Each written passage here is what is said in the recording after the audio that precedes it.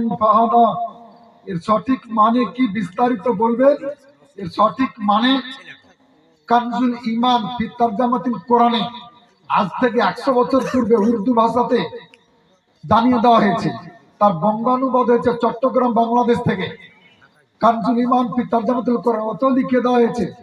ইংরেজিতে তার অনুবাদ হয়েছে, ট্রান্সলেট হয়েছে, ওতেও বলে দেওয়া হয়েছে। ঠিক আছে?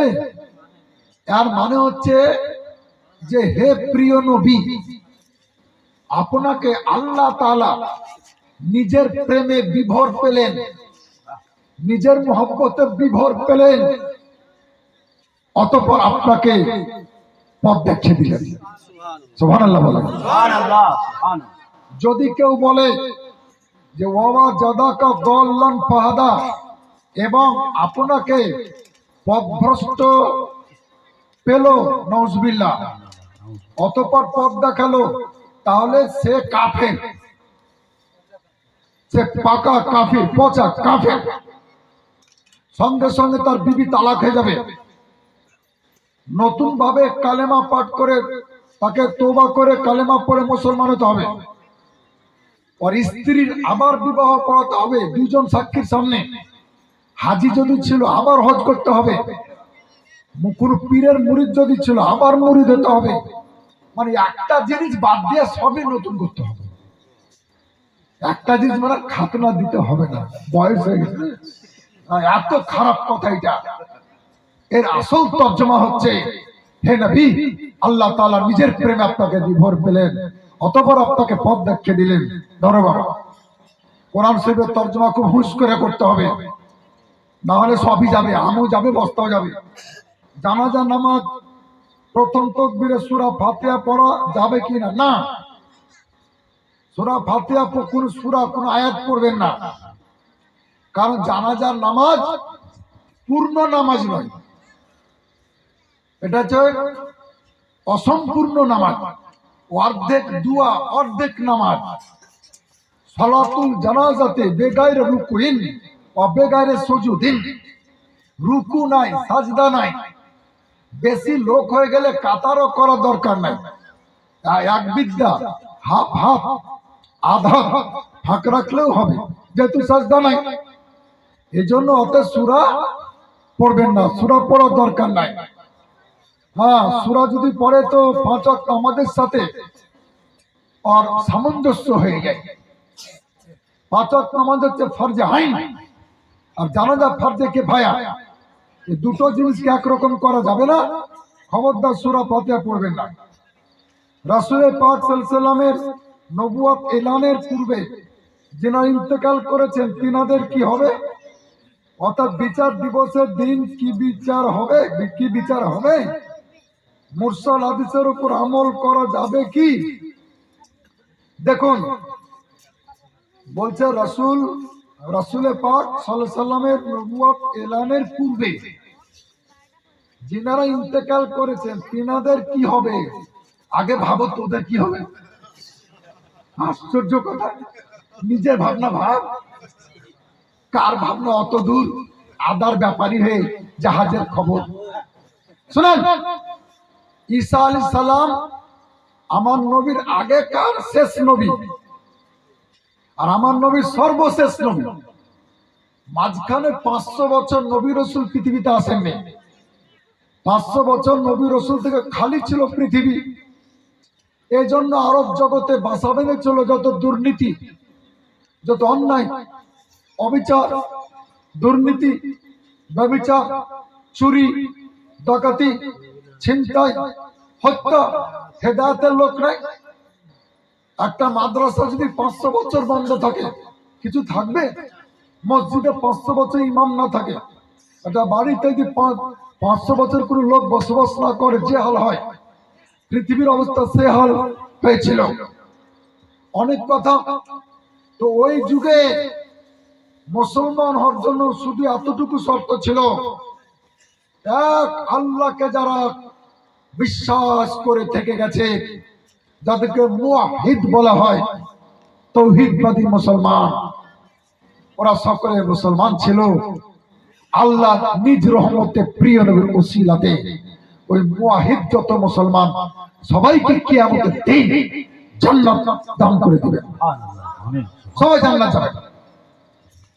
যে মৌলবি বলেছে নবীর বাপ মা মুসলমান ছিল না, ও মৌলবি পাকা কাফের।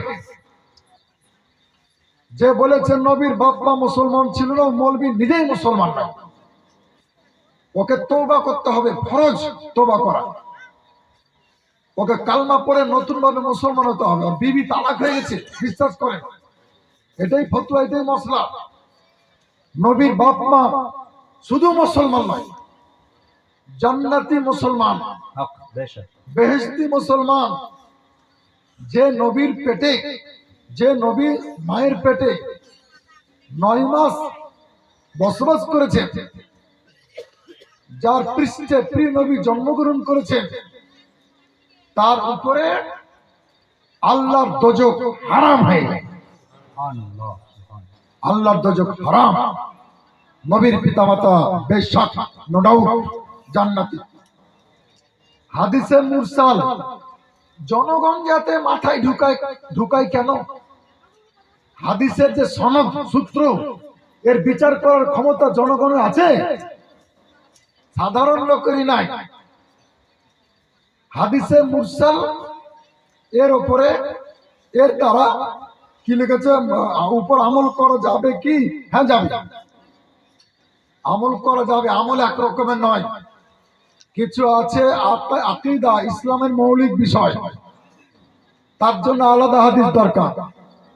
কিছু আছে ফরজ, তার জন্য অন্য কোয়ালিটির হাদিস দরকার।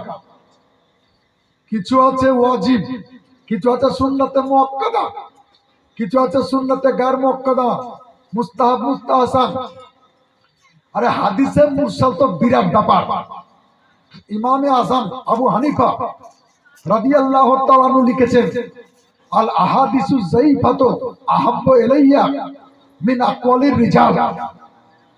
জনগণের, লোকের মুখের কথার চাইতে জয়ীফ হাদিস অনেক ভালো, অনেক উত্তম। হাদিস যদি জয়ীফ হয়, দুর্বল হয়, সেটা ফাজাইলে আমালে মকবুল, মঞ্জুর, গ্রহণযোগ্য। কাজেই এ ব্যাপারে বড় বড় মহারথী হাইলে পানি পাই না। পৃথিবীর যে সমস্ত স্থানে ইসলাম দেরি করে পৌঁছেছে, সেই সব স্থানে ইসলাম পৌঁছানোর আগে মানুষ জন্ম মৃত্যু গ্রহণ করেছে, জন্ম মৃত্যু গ্রহণ করেছেন। আমার প্রশ্ন হচ্ছে যে কিয়ামতের চূড়ান্ত ফয়সালায় তাদের হিসাব কি হবে? আরেকবার পৃথিবীর যে সমস্ত স্থানে ইসলাম দেরি করে পৌঁছেছে, সেই সব স্থানে ইসলাম পৌঁছানোর আগে মানুষ জন্ম মৃত্যু গ্রহণ করেছে। হ্যাঁ, ঠিক ঠিক। আমার প্রশ্ন হচ্ছে যে কিয়ামতের চূড়ান্ত ফয়সালা তাদের হিসাব কি হবে? দেখুন, আকায়েদের কিতাবে লেখা আছে, উসুলে ফিকহে লেখা আছে যে পৃথিবীতে যদি হেদায়েত করার জন্য একটাও নবী না আসতেন, একটাও রাসূল না আসতেন, 104খানা কিতাবের মধ্যে কোন কিতাবে একটাও যদি না আসতো পৃথিবীতে, কোন ওলি, পীর, মাওলানা, হাফেজ, কারি, মুফতি, ইমাম কেউ যদি না থাকতো, তবুও বিবেক দ্বারা, আকল দ্বারা আল্লাহর অস্তিত্বকে বিশ্বাস করা ওয়াজিব হতো মানুষের জন্য। কাজে ওই সমস্ত জায়গাতে সৃষ্টিকর্তা আল্লাহর অস্তিত্বকে যারা বিশ্বাস করেছে, তারাই মুসলমান। ওরা কিয়ামতের দিন নাজাত পাবে, মুক্তি পাবে।